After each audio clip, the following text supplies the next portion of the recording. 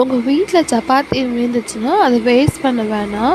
So அதை சின்ன சின்ன துண்டாக கட் பண்ணிவிட்டு, ரொம்ப கொஞ்சம் குட்டி குட்டியாக இருந்தாலும் ஓகே, கட் பண்ணிவிட்டு ஒரு கடாயில் எண்ணெய் ஊற்றிட்டு அது நல்லா சூடாகட்டும்.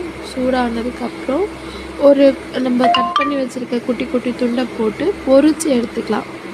நல்லா கொஞ்சம் மொறு மொறுன்னு பொரித்து எடுத்துட்டு அது கொஞ்சம் ஆறட்டும், இருக்கட்டும், அப்படியே இருக்கட்டும். அதுக்கப்புறம் 2 தக்காளி, 2 வெங்காயம், பச்சை மிளகாய் 3, கொஞ்சோண்டு கொத்தமல்லி.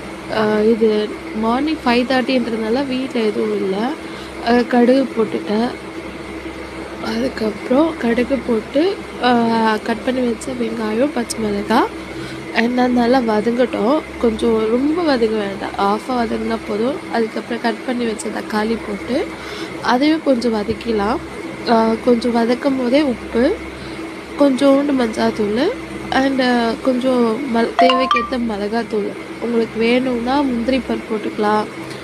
அதுக்கப்புறம் கொஞ்சம் தண்ணி ஊற்றிக்கிட்டு ஏதாச்சும் வீட்டில் மசாலா இருந்தால் அது போட்டு நம்ம வறுத்து வச்ச பீசஸை எடுத்து போட்டு லாஸ்ட்டாக கொத்தமல்லி ஃபினிஷ் பண்ணி அதை கொஞ்சம் கலக்கி விட்டோம்னா கொஞ்சம் நல்லாயிருக்கும். பிரேக்ஃபாஸ்ட்டுக்கு ஒரு கிறிஸ்பியான ஒரு பிரேக்ஃபாஸ்ட் நல்லாயிருக்கும். ட்ரை பண்ணி பாருங்கள். பிடிச்சிருந்தா லைக் போடுங்க. தேங்க்யூ.